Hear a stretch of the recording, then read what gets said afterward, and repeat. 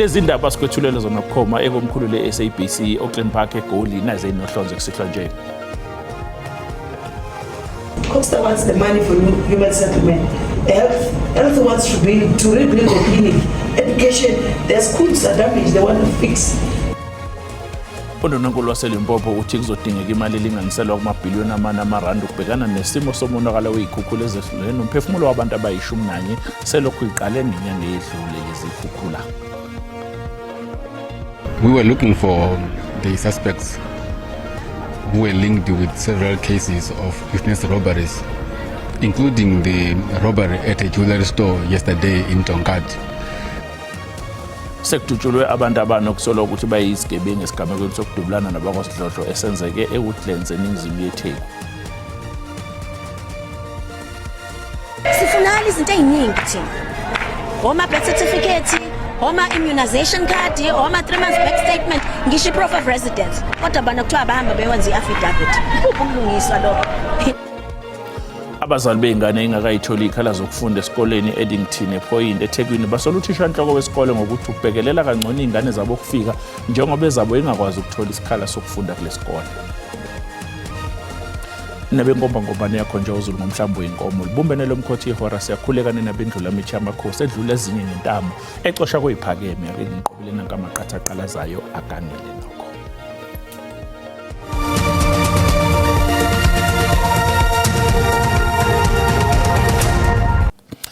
Uhulumeni waseLimpopo uthi umonakalo wenziwe yikhukhula esifundazweni ubalelwe emalini engamabhiliyoni amarandi ingaphezulu kwamakhulu amane emigwaqo kanye namabloho okucekeleke phansi ngenxa yezikhukhula kanti lisaqhubeka nokuyidliva kwezinye ingxenye zesifundazwe iLimpopo. Sekushone abantu abayishumi nanye ngenxa yezikhukhula esifundazweni iLimpopo kusukela mhla zingama-50 kuZibandlela nyakenye. Kuminze abantu ababili esikhukhune kanye nasemashwangayi eduze kwaseGiyane.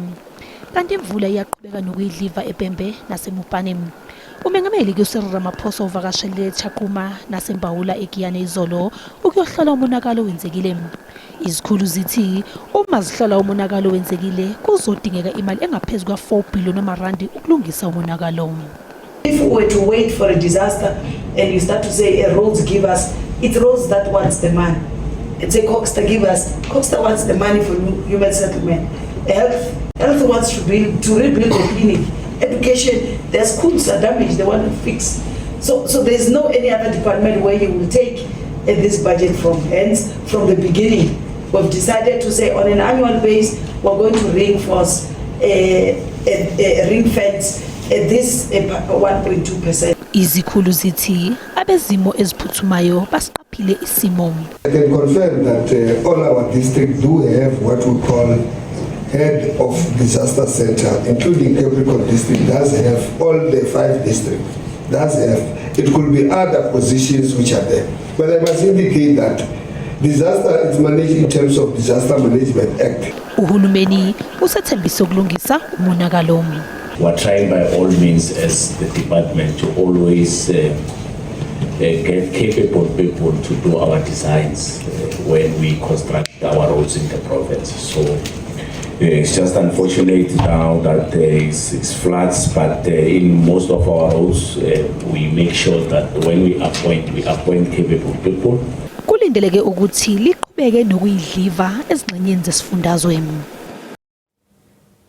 Mbukeke siphinde sizama ukuyicosha bukhoma intatheli indaba ze-SABC uNonhlakanipho Magwaza. Nonhlakanipho, ngiyacabanga ukuthi mhlawumbe sesiyazwana manje sicela nje usichazele kabanzi ukuthi kwenzekeni njengoba sizwile ukuthi ke ike yadudulana ngezandla phakathi kwensolaboya kanye nabakwasidlodlo.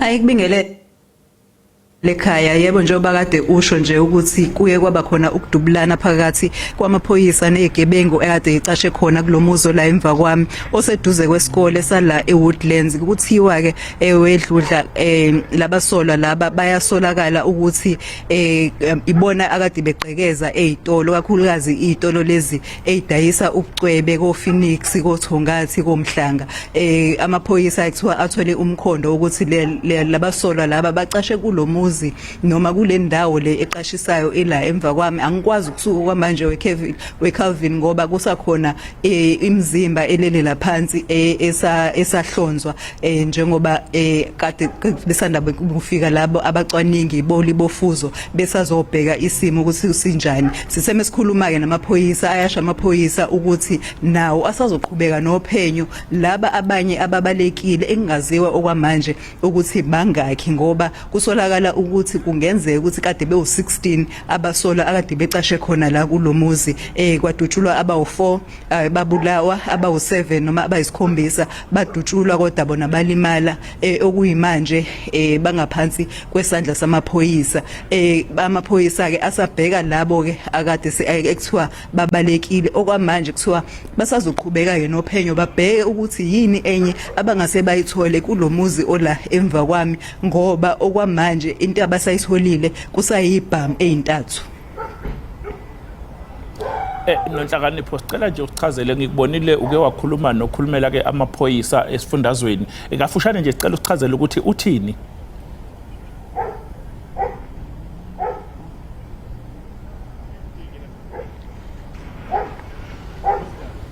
Lokho embukela intatheli yendaba ze-SABC uNonhlakanipho Magwaza kubonakala ngathi kunokungaxhumani kahle naye njengoba ke seWoodlands kanti ke ngikuthembisa uzoqhubeka nokukwethulela ke into exokeme njengoba ke elapha esibikela kabanzi ngalesi sigameko sokudubulana phakathi kwamaphoyisa kanye nenswelaboya eThekwini KwaZulu-Natal.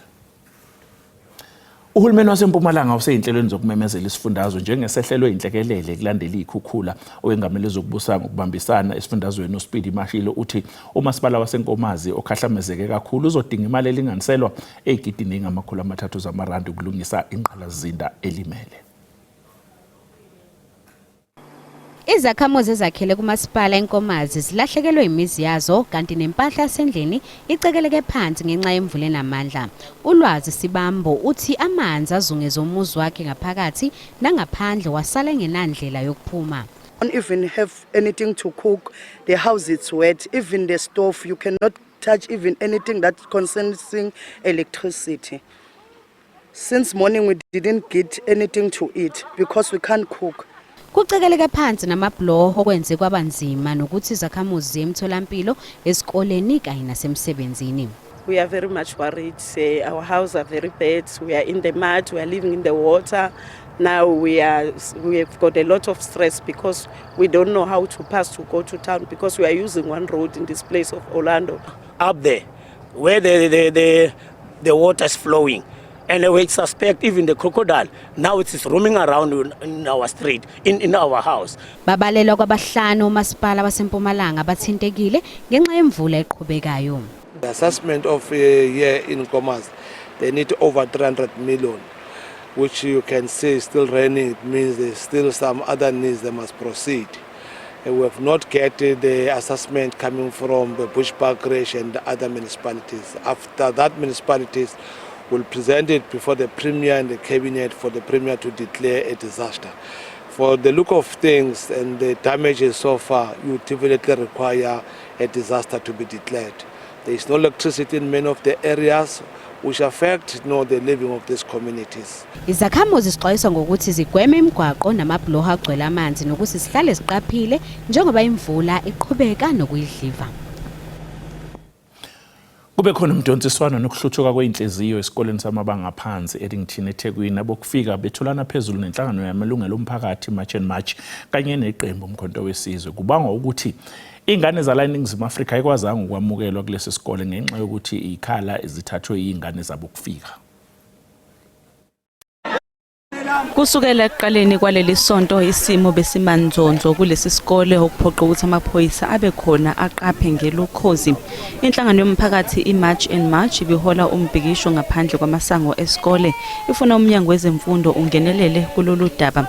Kusenjalo abazali bezingane zangaphandle bathi sibehlale kule ndawo iminyaka banezincwadi esemthethweni bayakhokha imali yesikole futhi izingane zabo zinelungelo ngokomthetho sisekelo lokufunda kunoma yisiphi isikole. We don't know what is going on in this country. We don't know.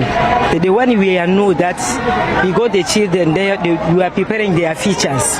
So the children, when they never go to school, what's going to happen tomorrow for them? Abazali bezingane zakuleli bathi sebefana nezihambi ezweni labo ngenxa yomthetho ovuna abokufika. We started coming here last year in April, and when we got here, we were told that the registration is not yet open. But we heard on the radios and everything that the government has announced that the kids must be registered from April all the way up to the following month. I-March in March yesekwa i-MK Party tabadinga okuningi kodwa kufanele uhulumeni abeke kuqala izingane zezakhamuzi zakuleli ngaphambi kokunakekela abokufika. Ibhlungu lento eyenzakalayo kithi ma South Africans ukuthi thina as abantu bala uhulumeni kahle kahle usidayisile yithi fanele manje sicini abantu bokufika ibona bakuqala. I think South Africans have been kind for the longest time.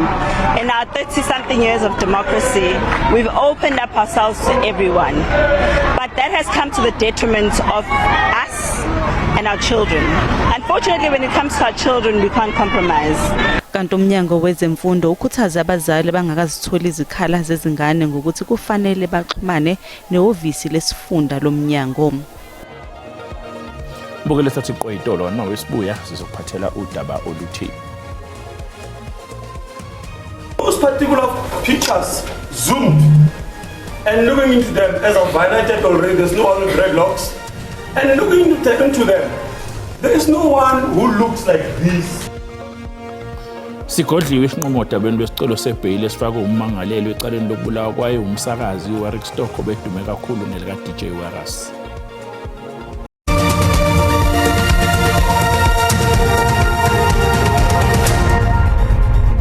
Asikubingelele mbukeli mangabasonto kungena kanti asikhumbuzo ukuthi lezi ndaba zatholakala ku YouTube na ku SABC Plus. Wena kumele ukwenze ngena kuzo uyicinga amagama athi SABC izindaba na kanjani ukhona oza kwethu osemnqomumo ukuthi ayifake ku YouTube. Inhloko yophiko lwezomhlolo emaphoyiseni uLieutenant General Dumsani Khumalo ubephekwe ngobhojwana ngamalungu ekomiti lesikhashana lasePhalamende maqondana nensolo ezibucayeze yamanisa ungqongqoshe wamaphoyisa uSenzo Mchunu osanikezwe umhlaba khefu emsebenzini kanye nalabo abangobhongwaza kwezobugebengu. uKhumalo uphothule ubufakazi bakhe namhlanje phambi kwe-ad hoc ephenya ngombutho wamaphoyisa kuleli iSouth African Police Service. uDiko akangachithe ixesha ekunqaleni ubungqina bukaKhumalo emxine ngokuba acacise ngendlela umphathiswa onqunyanyisiweyo uSenzo Mchunu achaphazeleka ngayo.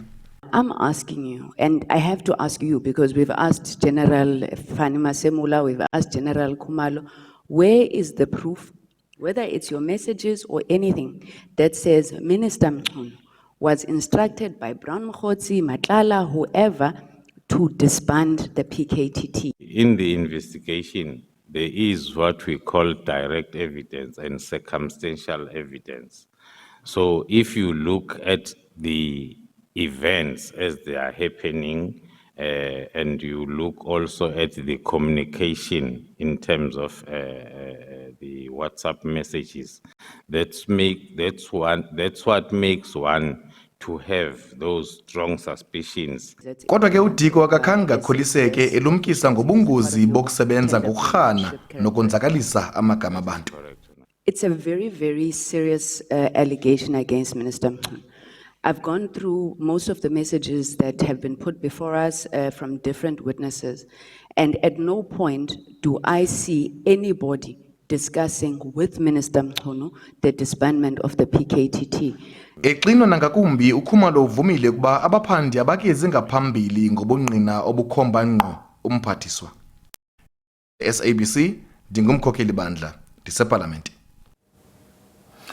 Ungqongqoshe wezokuvikela uAngie Motshekga usekhipha umyalelo ukuthi kusungulwe uphenyo ngeintsolo zokushaywa indiva komyalelo kaMengameli wezwe uCyril Ramaphosa ukuthi lase-Iran lingabambi iqhaza ohlelweni lokuviliyela kwemikhumbi yezempi echwebeni iFalse Bay.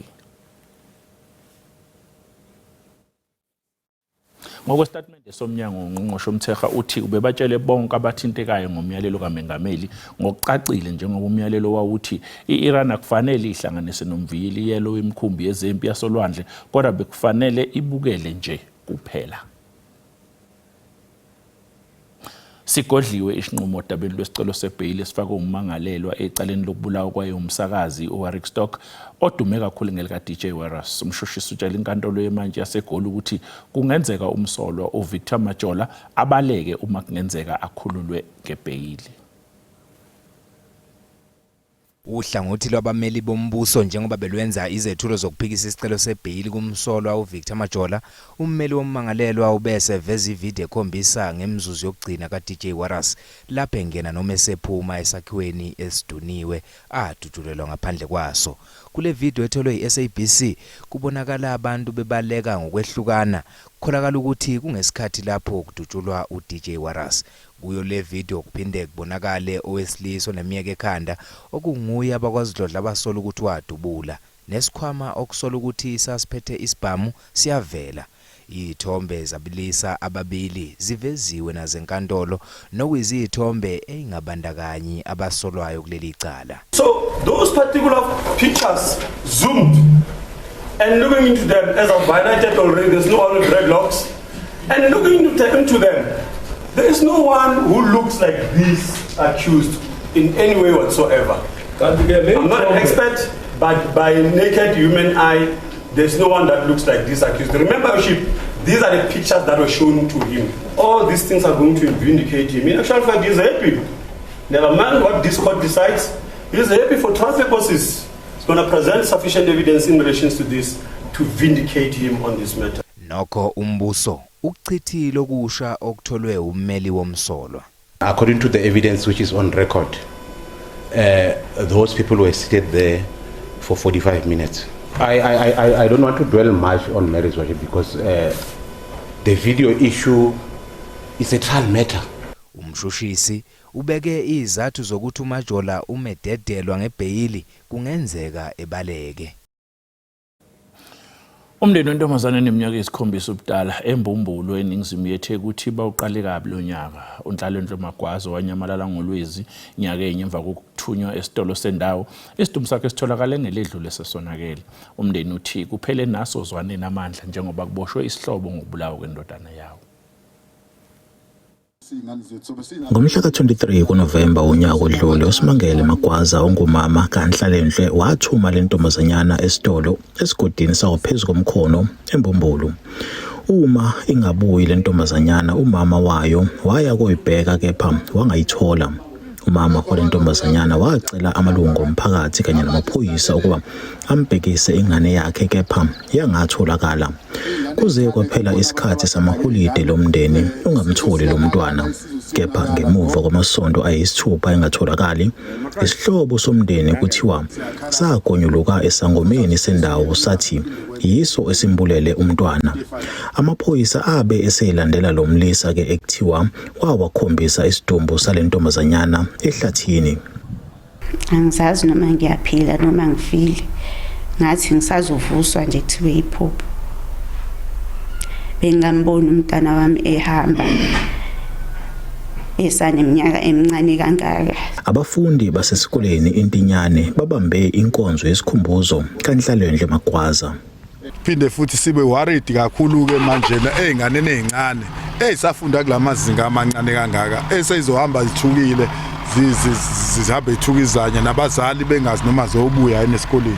Umndeni kulentombazanyana uthi kungenzeka ukuthi yadlwengulwa ngaphambi kokubulawa. Umsolwa usavalelwe esitokisini kanti kulendeleke ukuthi avele enkantolo ngenyanga ezayo. Njengomphakathi nabaholi bonke ngokuhlukahlukana kweinhlaka sizoloke sisondele eduze komndeni siuseka siubambise kuze kufike ekugcineni. Kusenjalo abakwaSidlodlo basalinde imphumela yolibofuzo ukuqinisekisa ukuthi lesidumbu esitholakele ngesayo lentombazanyana.